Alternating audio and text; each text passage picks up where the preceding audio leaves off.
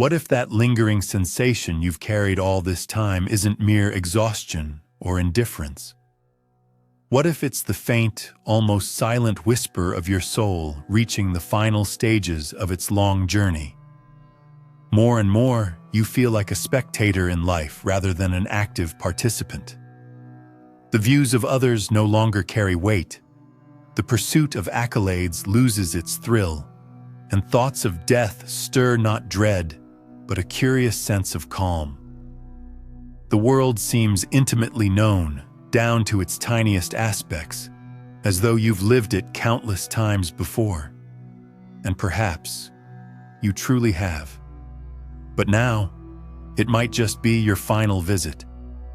Edgar Cayce, regarded as one of the most enigmatic prophets of the 20th century, described reincarnation as the soul's most profound opportunity. Each life brings us closer to remembrance. Eventually, however, the cycle completes. A soul that has experienced joy, pain, uncertainty, and faith finally comes to rest. These are 9 signs that may indicate your soul is approaching its last earthly life. This isn't a declaration or directive. It's a gentle reminder. A reminder that the path back home may begin simply with recognizing who you truly are. Known as the Sleeping Prophet, Edgar Cayce lived during the early 1900s and became a pivotal figure in mystical and spiritual exploration. He wasn't a typical medium. He avoided theatrics and illusions. His insights came during deep states of trance, often while asleep, where he claimed to tap into the Akashic records, a cosmic archive of all existence. Cayce offered health readings, foresaw future events, detailed previous lifetimes, and conveyed truths that often exceeded his era. Yet his most profound and often overlooked teachings revolved around reincarnation, the conclusion of soul cycles, and the soul's preparation to return to its origin. Cayce believed that each soul experiences a multitude of lives on Earth, each one a step in the learning process. Cycles of desire, suffering, and attachment repeat themselves as part of this journey. But in time, the soul begins to see the patterns and starts letting go. It becomes less interested in material accumulation, fame, or conflict, replaced instead with inner stillness and a deep memory of something eternal. This isn't merely spiritual growth. It might indicate the journey's completion. Cayce likened it to a soft unwinding of karmic tangles and a return to innate knowing. Central to his philosophy was this truth: the soul is an eternal, evolving consciousness, passing through physical existence, only to remember it was always whole and free. Sign 1: detachment from the material world. While you may still find joy in nature, music, or human connection, a steady awareness lingers. This reality doesn't fully belong to you. It's as if you're watching a performance instead of participating in it. This isn't disinterest or sadness. It's a deeper recognition that you're here only for a time. Cayce referred to it as a quiet remembrance. Earthly pursuits, careers, fame, praise lose their allure. They feel more like distractions, engaging but ultimately unreal. A quiet inner calm tells you that what truly matters exists beyond what the eyes can see. At first, this can feel unsettling. It doesn't resemble the usual drive, but it's actually a form of freedom. The soul stops mistaking the illusion for home. In this detachment, something becomes clear. You've stopped searching outside because the meaning already lives within. Sign 2: frequent and vivid déjà vu.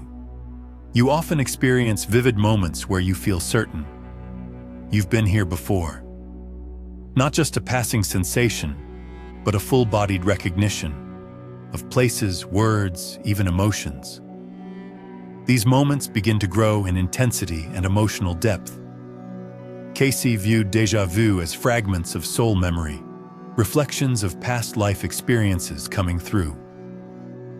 As the cycle nears completion, time's barriers seem to thin. The separation between then and now becomes soft, and these familiar glimpses offer insight into something immense. These moments aren't accidental, they're signals. Your soul recalls a life much longer than this one. They may bring sorrow or tranquility, because at a profound level, you recognize your story didn't start here and won't end here. Sign 3. Peace in the face of death. When death is mentioned, you don't feel alarmed. This doesn't imply you're eager for it or emotionless, just that the typical fear has faded. You sense that you've undergone this shift numerous times. Cayce believed that souls nearing their final lifetimes retain the memory of dying. To such souls, death is not a catastrophe, it is a homecoming. Not an ending, but a graceful transformation, like the completion of an inhale followed by a gentle exhale. This understanding isn't intellectual, it's visceral, felt deeply in the heart and body. You live, love, and experience, but with a loosened grip. Each moment becomes richer because it's no longer haunted by fear. Fear dissolves. In its absence, clarity remains. Sign 4. Fading material ambitions. The things that once drove you, achievement, accolades, possessions, winning, begin to lose their appeal. Not out of weariness, but from a profound feeling of closure. It's as though you've worn every costume, spoken every line, succeeded and failed, and now there is silence. Cayce called this the natural exhaustion of desire. The soul stops chasing what it already holds inside. Ambition doesn't vanish, but it becomes quieter, less desperate. You feel no need to prove your worth. Instead, your actions emerge from inner fullness, not from emptiness. This stillness isn't laziness. It creates a different kind of movement, free from inner struggle. When your goals are no longer a reaction to fear, but instead the authentic rhythm of your soul, it may be a sign your time here is nearly complete. Sign 5. Increased synchronicities. You begin to observe uncanny coincidences, so precise they defy randomness. You think of someone, and they reach out. A question arises, and the answer appears in conversation or writing. Reality starts communicating in your personal language. Cayce asserted that as the soul nears its return, its connection with existence becomes more refined. The borders between inner thought and external reality blur. The universe becomes a direct reflection of your inner state. These synchronicities are not random, they're affirmations. They confirm your alignment with your soul's path. While the logical mind may resist this, that's part of the shift. The soul approaching completion no longer views the world as mechanical. It sees it as sentient, intentional, wise. And as you come closer to returning, this quiet conversation becomes unmistakable. Sign 6. Shifting perception of time. Time, once rigid and sequential, begins to feel malleable. Moments stretch or collapse. Memories of the past arrive not like distant recollections, but like scenes from yesterday. The future seems less uncertain and more like a trail you already recognize. Cayce said that as earthly life draws to a close, linear time starts to fade. The world starts to resemble a dream, vivid yet impermanent. You begin to sense a vastness beneath the surface. This isn't a theory, it's an embodied truth. Sometimes it strikes like lightning, the instant realization that what you see is just a thin veil. Life gains more meaning, not less, but you no longer believe it's all there is. Your soul knows reality is only a surface, and now you're starting to see through it. Sign 7. Awareness beyond personality. You begin to sense that your name, role, and personal narrative are like clothing you wear, not your essence. They matter, but they don't define you. A silent certainty grows. You're not your past, not your social identity, not even your thoughts. You are something deeper. Cayce called this the rise of the superconscious, where personality becomes a vehicle rather than a self. This isn't losing your sense of self. It's becoming more authentically present. You stop striving to impress or perform. Simply existing is enough. This often brings a serene lightness. The need for validation fades. Your sense of direction comes from within. And in this grounded presence, a sense of completeness emerges. Recognizing that you're not your persona but pure awareness is one of the clearest signs the journey is almost done. Sign 8. Deep acceptance of suffering. You no longer resist pain as if it's an enemy. Suffering is no longer something you reject. It becomes part of your evolution, a teacher, a purifier. You may still feel sorrow, loss, or heartbreak, but beneath it all is a steady sense of peace. Cayce taught that souls close to the end of the cycle stop fearing suffering. They've lived through it countless times. They start to see its hidden value, like fire that forges rather than destroys. This isn't about embracing pain blindly. It's about growing wise. Those who've traveled far no longer deny difficulty, for they see that it wakes up the soul. Where once you tried to escape, you now stay present.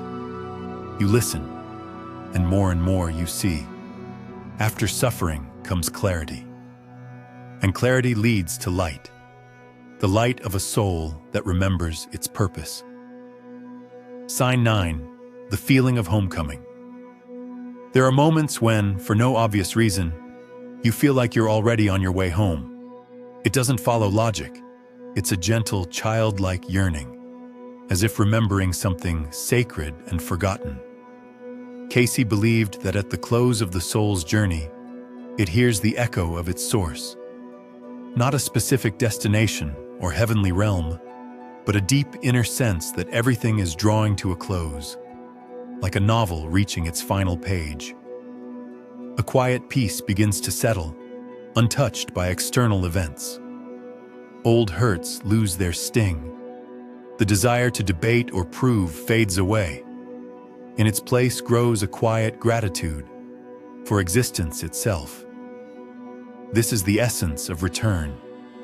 If you often feel this world isn't your final destination, and that what lies ahead is not emptiness, but light, your soul may be preparing to come home and rediscover what it's always been. These 9 signs aren't rules or conclusions. They're subtle nudges, difficult to quantify but easy to sense. Disengagement, déjà vu, strange alignments, serenity around death, waning ambition, taken alone, they may seem confusing, but together they form a larger picture of deep transformation. Cayce insisted, the soul recognizes when its time is almost up. It doesn't panic or resist. It remembers. If several of these signs resonate with you, you may be nearing your return, not as a retreat, but as a completion. It's during this time that awareness deepens and life ceases to feel like conflict, transforming instead into conscious presence. If this is true, if some souls truly are completing their final lifetimes, then our world is changing in ways we don't yet comprehend. These souls haven't come to save or conquer. They've come to experience the last chapter with full awareness. Their goal isn't legacy, it's luminosity. That doesn't mean the path is easier. Often the last incarnation contains the most profound trials, because they're the last. But within those experiences, fear is absent, replaced by trust, insight, and a quiet assurance that all of it matters. Cayce noted that these souls might feel alone, unseen, out of place. But this isn't alienation, it's depth. And if you've read this far, that light is likely within you. It doesn't shout, it simply exists, and it's vital. We've explored 9 subtle yet powerful indicators that, according to Edgar Cayce, might suggest a soul is in its final life. This isn't rigid science or indisputable fact. It's a signpost, a reminder that you are far more than your name, your body, or the tale you tell yourself. These markers are gentle inner sparks. They don't demand attention or belief. But if they begin to resonate one after another, it's not a coincidence. It's a call. You might already be on this path. And if so, it's not something to fear. It's an invitation to live what remains not as struggle, but as unfolding. Not as a finish line, but as a return to origin. If something within you has become stiller and clearer, don't keep it to yourself. Share this with others who are also exploring. Support this space with a like, a comment, or by subscribing. It helps these reflections reach those who are ready. We don't create for views. We hold space for those awakening, for souls who sense there's more than can be spoken.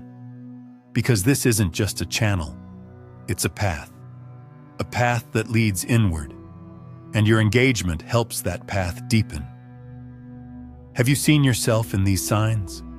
Do you feel something within, difficult to explain, but impossible to ignore? Which feelings seemed strangely familiar, though unnamed? Share your thoughts in the comments. Your experience might become a light for someone just beginning their journey. Because sometimes, all it takes to awaken is knowing you're not alone.